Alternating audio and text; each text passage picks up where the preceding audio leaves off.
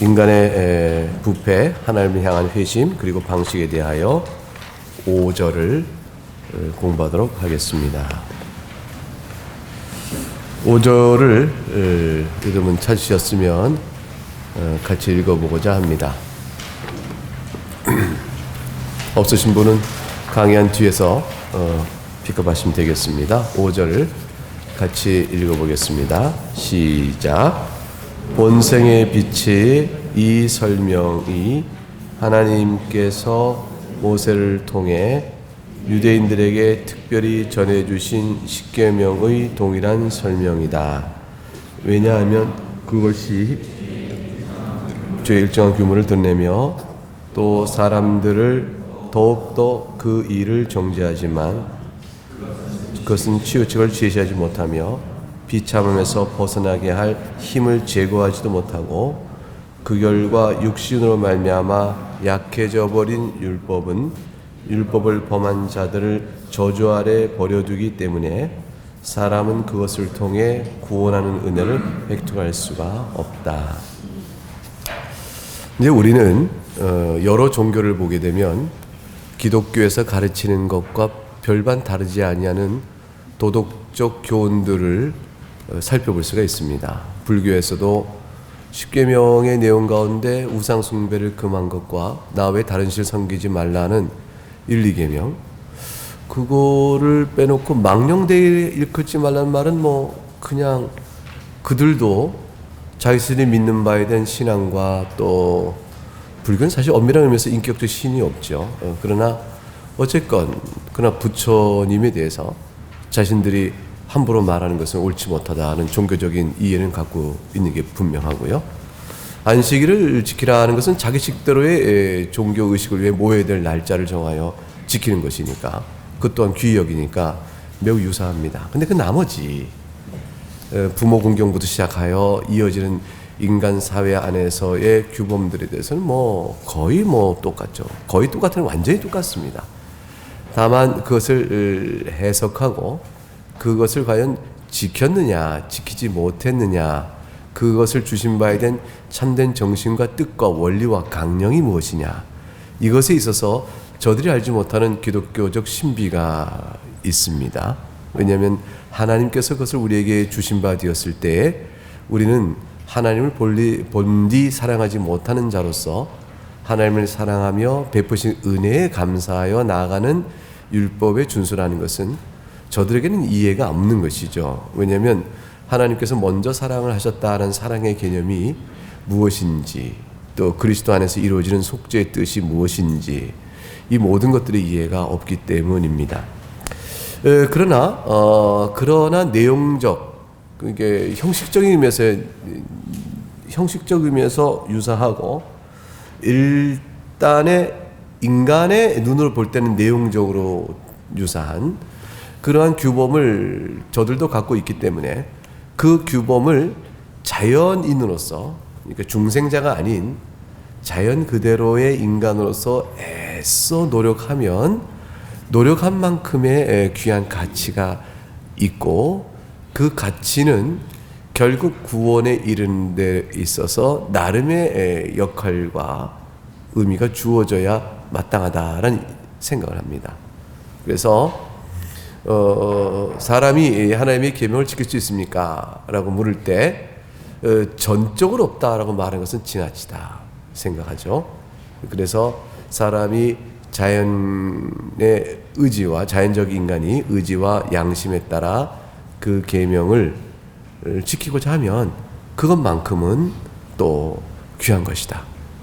그렇지 않은 자와 차별이 있고 그렇지 않은 자와 구원론적인 의미에서의 차별도 있어야 한다, 이런 생각을 합니다. 결국 이제 그것은 얼만큼 애씀과 노력과 행위가 있었느냐라는 것으로 구원이 결정되어지는 형태로 넘어가게 되어집니다. 그런데 이제 오늘 이 5절은 바로 그런 부분에 있어서의 도대체 사람들은 특별 계시인 하나님의 말씀을 모르고도 어떻게 그럴 수 있을까? 어떻게 그런 것들이 그들에게 남아있지라는 사실을 말하고 두 번째는 그것의 그러면 그들에게서 그것의 의미는 뭘까? 이 두 가지를 의미합니다. 그게 이제 5절입니다. 지금 방금 말씀드렸던 어떻게 사람들에게는 성경을 봐서 알 수 있는 십계명의 많은 교훈들과 도덕적 규범들이 왜 그들도 알고 있을까? 알게 되는 것일까? 거기에 대한 이유를 첫 번째 이렇게 설명합니다.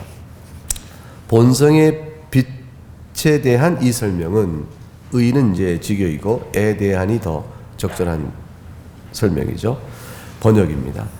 본성의 빛에 해당하는 이 설명은 이제 그런 뜻인데 본성의 빛에 대한 이 설명은 하나님께서 모세를 통해 유대인들에게 특별히 전해주신 십계명에 대한 설명과 동일하다 이렇게 되어집니다.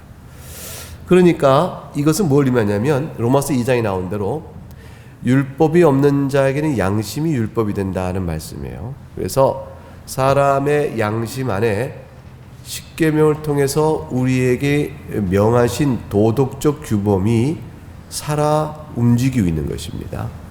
그래서 이 양심이 이성적으로는 윤리적 이성이 되어져요. 이게 도덕적 이성이 되는 거죠. 대사회적 관계 안에서의 윤리와 개인 하나하나가 마땅히 살아야 될 것이 무엇이냐는 도덕이죠. 이러한 것이 도덕적 이성이 은혜에 작용하게 됩니다. 그렇게 해서 나타난 결과로 이게 정리해 보면 십계명의 내용이 나오는 거예요. 마치 교회를 다녀서 성경을 읽지 않은 자에게도 나오는 겁니다. 그러니까 모든 종교는 아까 말씀드린 것처럼 내용상 동일한 것들을 이렇게 도덕적 규범으로 가르치는 일들이 벌어지게 되어집니다. 왜 그것이 그렇게 되어집니까? 라는 질문에 대해서는 뭐냐면 본성의 빛이 그것을 알려준다라는 것이에요.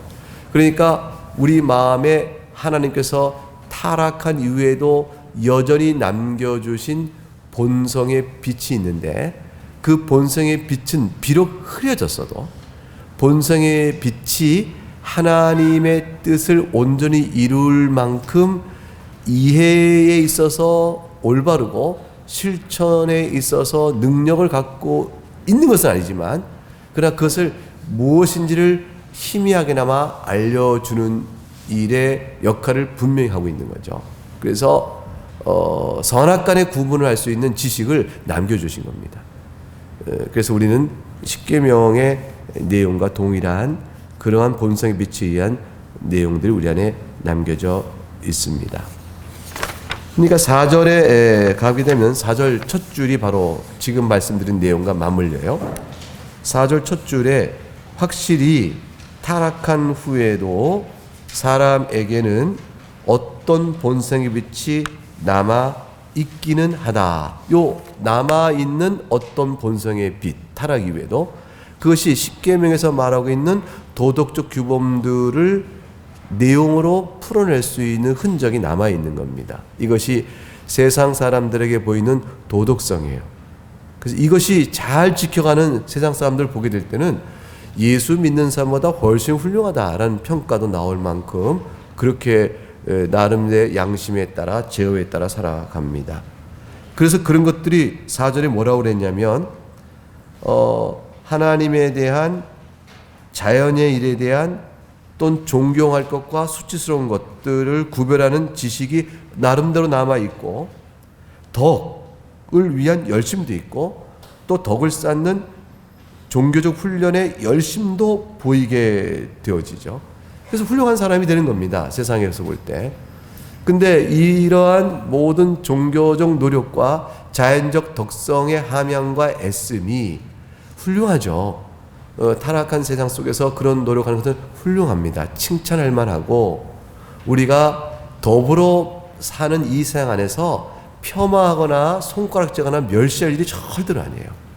이 주변에 예수 믿지 않는데 이렇게 살아가는 사람 보면 그분들의 노력에 대해서 인정해주고 격려하고 칭찬하고 훌륭하다 인정을 해야 합니다. 예수 안에 있는 우리들도 그만큼 못 살아가는 삶의 도덕적인 실천의 애씀은 이건 정말 칭찬할 만한 거죠. 우리 부끄러움을 받는 거거든요. 격려해야 합니다. 다만 우리가 아는 것이 있어요. 그건데 그렇게 해서는 당신의 죄값을 해결하지 못해요 라는 거예요. 이게 그들과 우리의 차이인 거예요. 나는 저보다 못하지만 내 죄값을 치러줄 예수 의지하는 게 있는 거예요. 하나님의 약속의 말씀을 믿는 거, 하나님의 긍휼을 바라보는 거죠. 근데 하나님의 긍휼을 외면하고 자신의 힘으로 살아가는 애씀의 노력은 그 자체는 귀하지만 결국은 방향이 비뚤어져 있었어요. 그러고 나게 되면 나중에 뭐가 되냐면 진리에 어긋나고 배반하는 이상한 결과가 나와요. 뭐냐면 자기 노력에 대한 결과가 인정 못 받는다는 자기의 판단이 오게 되거든요. 내가 이렇게 도덕적으로 애쓰게 살아왔는데 왜 내가 구원을 못 받는단 말이냐 라는 말이 이렇게 되어지면 하나님의 모든 복음적 진리에 대해서 대적자의 입장에 서게 되어 있어요. 인간의 부패성 인정하지 않고요, 하나님의 심판에 대해서 부당하다 얘기하게 되고요, 그리고 자기 의의를 내세우는 형태로 이게 성격이 바뀌게 되어 있습니다. 치명적인 결함이 있게 되는 거죠. 그 미래가 이렇게 보는 거예요. 아주 점잖아도 마지막 때는 결국 영적 진리 앞에서 그런 위험성이 너무 큰 거죠. 이제 그런 길을 가지 않도록 이제 되어져야 할 터인데, 그것은 내가 아무리 이런 자연적인 노력에 의해서 본성의 빛에 따라 힘을 쓴다 할지라도 죄인한 사실을 더욱더 알아가는 것일 뿐이라는 사실까지 나와야 하는 것이죠.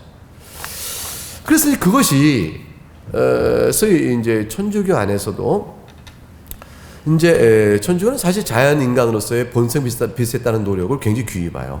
그리고 이렇게 하는 것도 그리스도의 은혜로 된 것이라고 봅니다. 그렇게 되어지니까 타 종교인이나 일반인들이 양심에 따라 살아가자는 애씀은, 이거는 그리스도께서 주신 은혜의 역사의 교회 바깥의 흔적이므로 저들도 그렇게 살아가는 사람인 이상 넓은 의미에서 보게 되면 그리스도인에 속할 수 있다라는 생각을 갖게 됐습니다. 이게 이제 20세기 중반 이후에 1960년대부터 그 사고를 갖기 시작해요. 그래서 로마 캐톨릭의 그리스도 중심적인 구원론에서 확장을 해나가요. 교회 바깥에도 구원의 흔적이 있을 수 있다라고 봅니다. 이때 구원의 흔적은, 로마 캐톨릭은 좀 쉬운 게 종말론에서 연옥이 있기 때문에 교회 바깥에 있는 사람 중에서 도덕적 양심에 따라 산 사람들이 죽으면 그리스도의 영의 통치 아래 있었다고 봐줄 때 그 사람들은 일단 연옥에 가서 천주교에 들어온 사람보다 훨씬 긴 세월 동안 죄값 치르고 형벌 치르고 이제 천국에 갈 수 있다, 이렇게 생각하는 거죠. 그러니까 연옥이라는 과정 단계 두고 그런 사람들도 포용하는 그러한 신학의 구조로 바뀌었죠. 전에는 그러지 않았어요. 근데 이런 이해가 뭐냐면 자연인, 중생자가 아닌 자연인과 양심에 따른 행위의 애씀의 신학적 가치에 대한 평가가 우리와 달라서 그렇습니다. 이제 우리는 어떻게 보아야 하느냐라는 것이에요. 어떤 것이냐면 그 다음부터 보겠습니다. 왜냐하면 이제 하나님께서 십계명의 내용적 설명과 결국 같은 내용을 본성의 빛에 남겨주신 까닭이 도대체 무엇일까? 왜냐하면 그것을 남겨줌으로 인해서 어떤 결과가 나오냐면 자연인에게 있어서 죄의 일정한 규모를 드러낸다. 죄가 어떠한 규모로 우리 안에 남겨져 있는가를 비춰주는 역할을 하고 그걸 보여줍니다.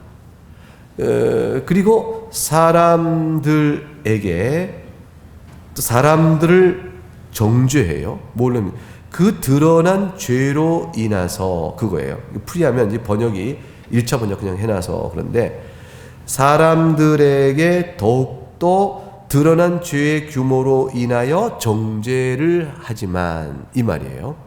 그래서 본성의 빛은 십계명과 마찬가지로 같은 내용을 가지고 믿지 않는 자들에게 그들의 죄의 규모가 얼마만한지를 보여주며 그 죄로 인하여 그 사람들을 정죄합니다.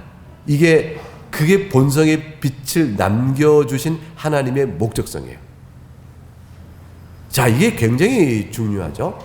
이게 뭘 의미하냐면 정말로 예컨대 뭐 어떤 자연이 있다. 우리나라는 이제 불교가 성하니까 이게 자꾸 타종교 불교 얘기가 좀 미안하긴 한데, 그럼 우리끼리니까 얘기를 해도 되겠죠. 예컨대 행위의 원리에 따라 구원의 부분을 생각하는 어떤 종교인이다 쳐봐요. 그러면 그분이 수양을 할 거 아니에요.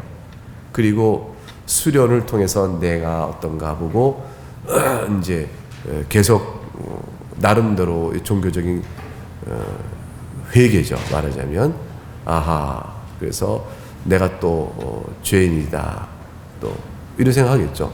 마음의 욕심을 버려야겠다.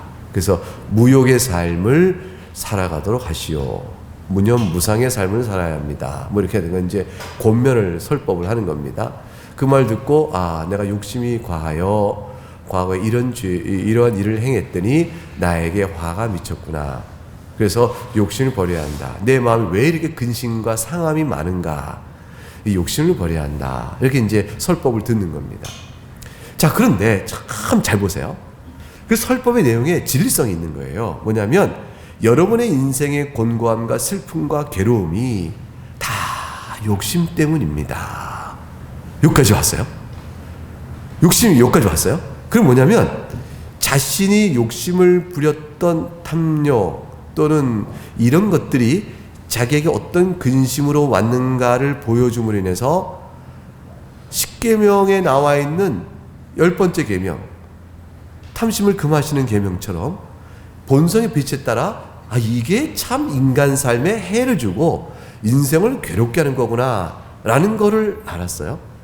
그럼 이게 뭘 보여준 거냐면 그 욕심을 버리지 못하는, 또 욕심에 끌려 사는 자기의 실상을 결국 본성의 빛이 보여준 거예요. 그런 거 아니에요?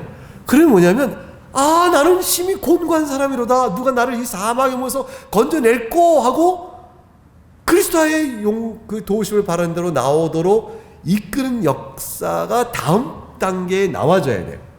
다음 단계에 나와지는데 그 길을 찾아가진 않으니까, 그 길을 찾아가자니까 이들에게 선택기는 뭐냐면 그리스도에게 나오는 게 아니고, 그러므로 더욱더 애를 쓰시오. 더욱더 부처님께 빌고 더욱더 종교적 수양을 하여 그거를 이기도록 해야 할 것입니다 라는 게 되는 거예요. 이게 더욱더 해라, 더욱더 해라가 되는 거죠.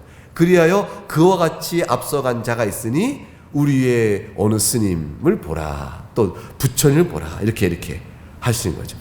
그러니까 계속적인 수양의 요구, 수양을 위한 집회, 기도, 구도의 길, 그것들이 계속 주어질 따름이에요. 그러니까 뭐냐면 처방이 잘못됐어요. 관찰의 부분은 진리성을 일정정 가져요. 그러니까 우리가 얼마나 힘겨워 스스로 이 문제를 극복하지 못할 만큼 어려운가라는 것, 당신이 겪고 있는 인생의 슬픔이 바로 당신의 어디서 온 거요 라는 것까지 보여주는 것까지는 일정한 관찰은 부분적 타당성이 있는 거죠. 그런데 처방이 잘못된 겁니다.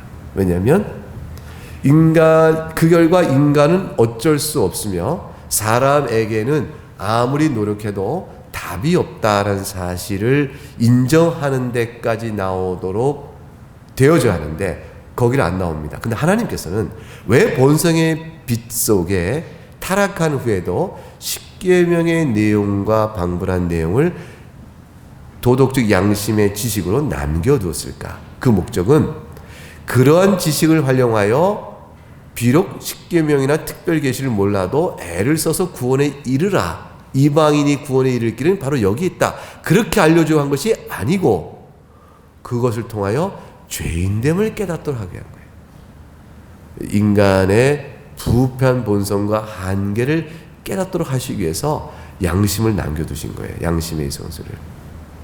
그래서 실제로 예수를 믿게 된 신앙의 계기가 도덕적 파산에서 온 사람들 많아요.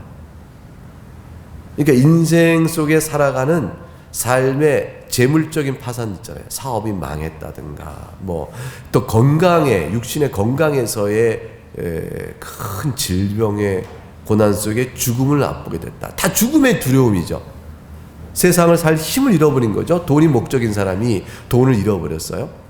그 세상에 이건 죽음이에요. 자신에게 건강하고 살아온 사람이 큰 질병 얻었어요. 죽음이 눈앞에 온 거죠. 또 자기의 도덕적 의의가 다 산산조각 났어요. 죽음이 앞에 온 것 같은 거예요.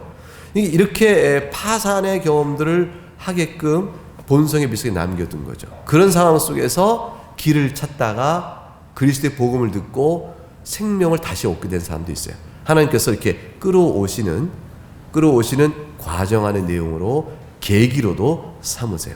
그러나 중요한 건 뭐냐면, 인식은 뭐냐면, 뭘 깨닫는 거냐면 망한 자가 됐구나 라는 사실. 그리고 이건 내 개인의 하나의 실패가 아니라 처음엔 자기 개인의 실패를 보겠죠. 그러나 근본적 인간의 한계구나, 그것까지 아는 데까지 나갈 수가 있게 되죠. 그러면 소망을 사람이 둘 수 없은즉 자신에도 소망 없다는 걸 알게 되는 거죠. 그러면 하나님 앞에 나와야 돼요. 자, 그런데도 그거를 깨닫게 하는데도 안 나오면 어떻게 될까? 안 나오면, 그리스도 앞에 안 나오면, 그건 뭐냐면 나중에 받을 심판의 벌만 늘리는 거예요. 그게 참 이게 있는데, 하나님께서 불러내시는 자에게서는 양심의 빛이 자신의 죄를 깨닫고 그리스도 앞에 나오는 일로 쓰여질 수 있지만, 이 작용이 그런 효과가 나타나요. 유대인에게 율법이 그런 것처럼 그럴 수 있는데, 물론 이건 성령의 은혜가 있어야 되는 것이죠.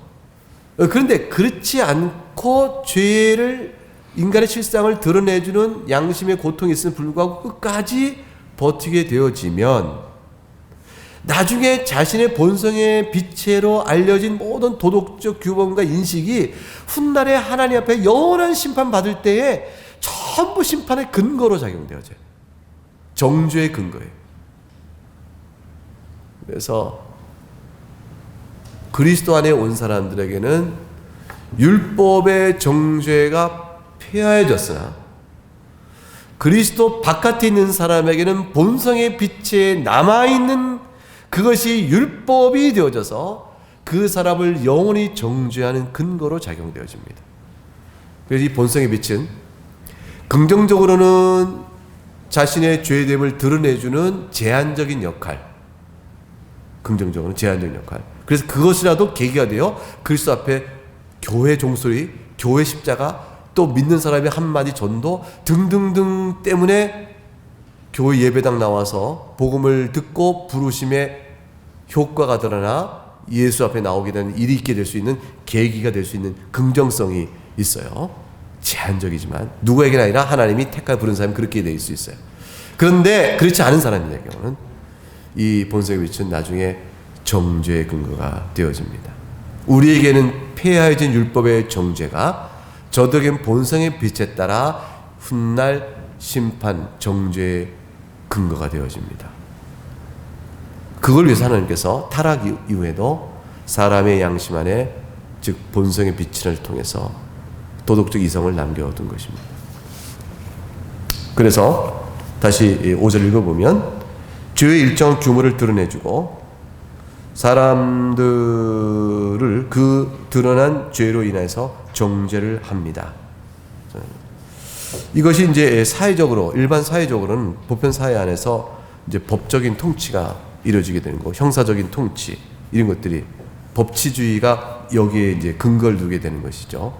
하나님께서 본성의 빛에 대한 일정한 것을 안 남겨줬으면 법치라는 것이 불가능합니다. 법치가 이 땅 안에 작용하는 것은 바로 그런 것입니다. 그런데, 하지만 그렇죠. 그러나 이제 반전이, 치유책은 제시하지 못합니다. 그 자체는 치유책이 없어요. 그래서 그 안에서 치유책을 찾으려고 더욱더 노력하나, 더욱더 애쓰고, 더욱더 자기 부인, 또 자기를 비움, 이런 것은 불가능합니다. 답이 못 돼요.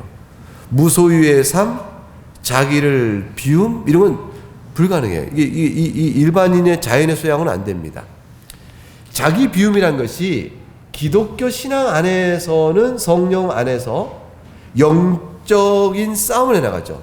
육체의 정욕과 성령의 소욕에 따라 살아가는 삶의 영적 갈등이 내면에서 투쟁이 되어질 때 자기 비움, 자기 부인이라는 교훈이 성령 안에 살아가도록 하는 말씀의 힘으로는 작용될 수 있어요. 그러나 그 성령께서 자기 부인이나 자기 비움과 같은 말씀의 교훈을 사용하여 우리에게 힘을 줄 수 있을 때는 그 자체로 의미 있는 교훈이지만, 그걸 떠나서는 어떤 형태로도 자기 부인, 자기 소유, 말은 아무리 좋아도 실천적인 효과로는 치유책이 전혀 못 됩니다.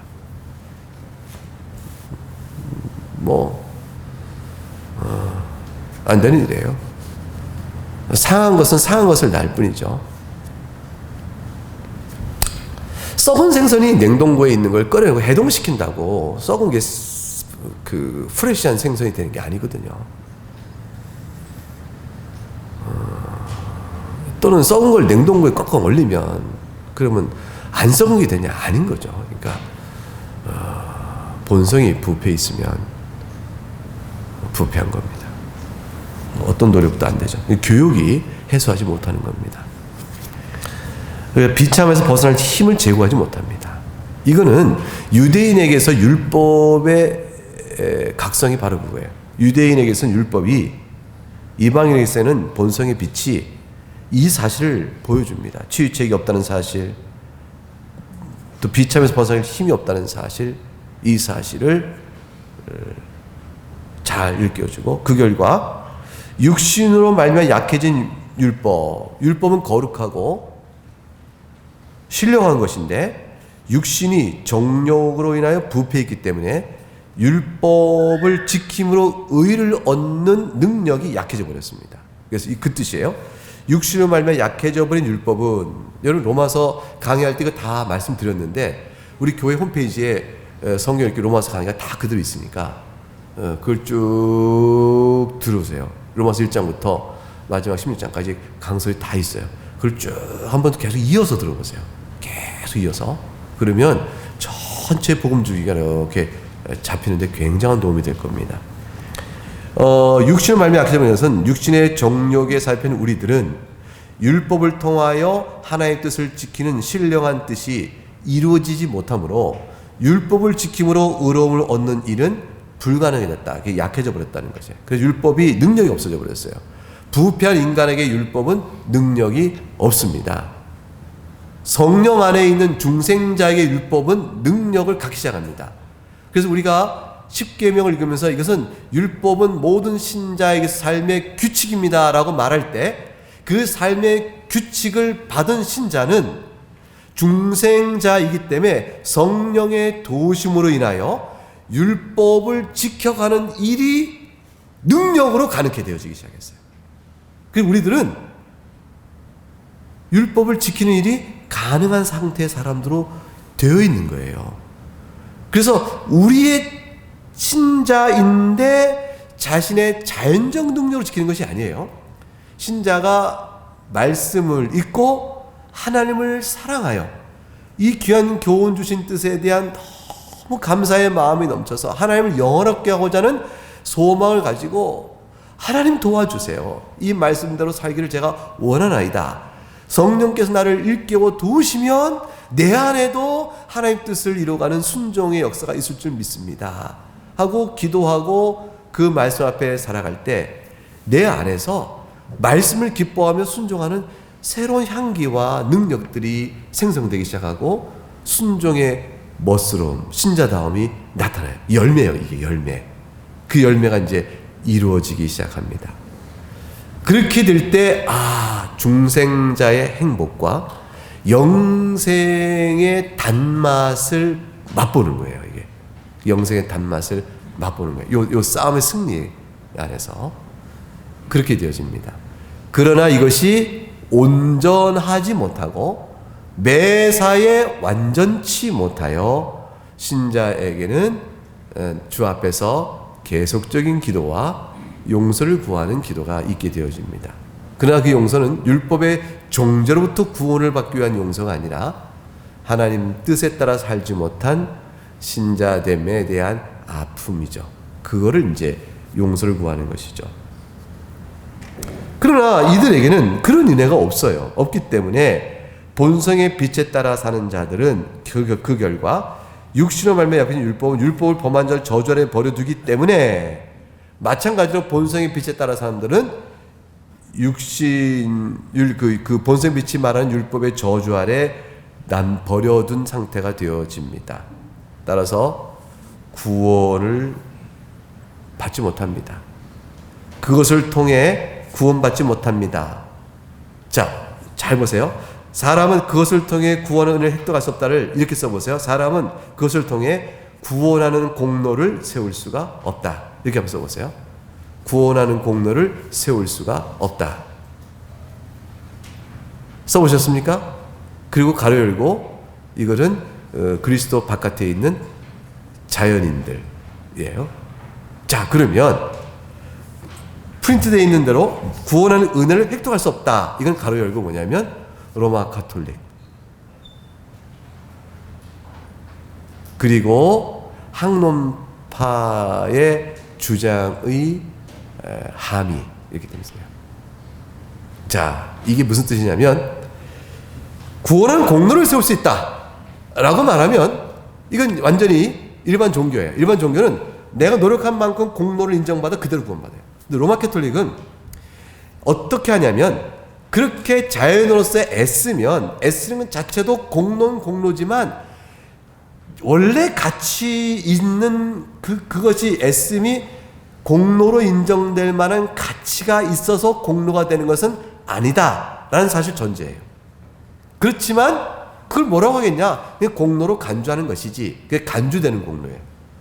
그래서 로마 캐톨릭은 자연인의 상태 속에서 애쓰는 본성에 따라 애쓰면 그 자체도 하나님의 자비로움에 따라서 그 자체가 공로로 볼 수는 없지만 공로로 간주해 주시는 그런 공로를 쌓는다고 봐요.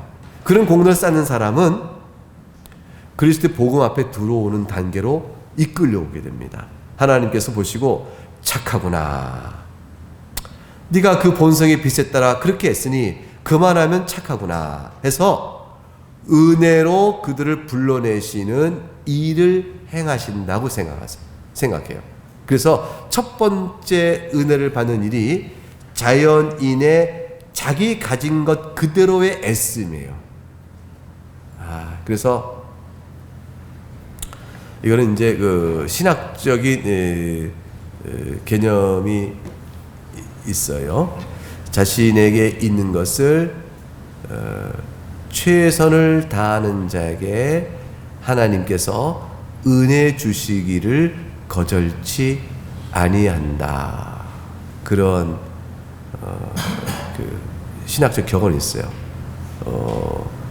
Faciem quod inse est, 그다음에 Deus non denegrat gratiam 이런 건데 라틴어로 쭉 되어 있는 요 격언이에요. 그러면 자신에게 원래부터 있는 것을 가지고 애쓰는 자에게 하나님께서 은혜 주시기를 데네그라트 넌 거절치 아니하십니다. 그러므로 자연인 가운데 착하게 살고자 애쓰는 사람들에게 하나님께서 은혜 주셔서 그리스도 앞으로 이끌어 오신 일을 행하십니다. 그러니까 뭐냐면 구원하는 은혜를 획득할 만한 노력을 한다 이렇게 되는 거죠. 그래서 구원은 은혜로 받는데 그 은혜를 받기 위한 공로, 엄밀한 의미의 공로는 아니지만 공로로 간주될 만한 공로를 쌓는 일을 할 수 있다 이렇게 보는 거죠. 지금 뭐라고 말해? 그것도 아니다라는 거예요. 은혜를 받음으로 주 앞에 나오는 것이지 사람이 노력하여 은혜를 받을 수 있는 전 단계라는 게 있지 않다라는 거예요. 이 과정을 잘 이해해야 합니다. 왜 그러냐면 사람은 생명 얻는 은혜가 먼저 주지 않으면 어떤 의미에서도 하나님께 나오는 걸음을 반발짝도 내릴 수가 없습니다. 그렇기 때문입니다. 더욱더 은혜를 받기 위해서 그러면 더욱더 은혜를 받기 위해서 우리가 더욱더 많은 공로를 쌓자. 이것은 잘못된 신앙 양태예요. 더욱더 은혜를 구하는 자는 더욱더 자신이 은혜를 필요한 자임을 인식하는 자예요. 이게 참 중요한 말씀을 제가 드렸어요. 더욱더 은혜를 구하는 자는 어떤 자죠? 자신이 더욱더 은혜를 필요로 하는 자임을 아는 자예요. 더욱더 은혜를 필요로 하는 자임을 아는 자는 자신이 더욱더 많은 일을 행하여 주님께 그랬으므로 은혜를 더 받자 이렇게 될 수가 없어요. 자, 자신이 많은 걸 행함으로 은혜를 더 받자는 은혜는 어떤 은혜일 것 같아요? 자기가 기대하는 칭찬과 상이에요. 그래서 그 상이라는 게 되게 내가 수고한 대로 주께 뭘 더 받겠다. 이런 식의 관념은 넘어가기 쉬운 거죠. 이게 종교 신앙생활이 말은 은혜인데 은혜란 말을 표현해서 내용은 내가 더 많은 것을 주께 받아내자라는 식의 개념이 될 수 있으니까 형식적인 언어는 매우 복음적 언어 같은데 실제 작용하는 신앙적 기제는 매우 위험한 작용이 되어 있는 것이죠. 그것들이 조심하고 주의해야 합니다. 아시겠죠? 예. 그러면 오늘 5절의 말씀은 이 정도 설명이 되어졌습니다. 우리 질문을 안 받기로 한 거고 이제 여기서 마치도록 하겠습니다. 기도하겠습니다.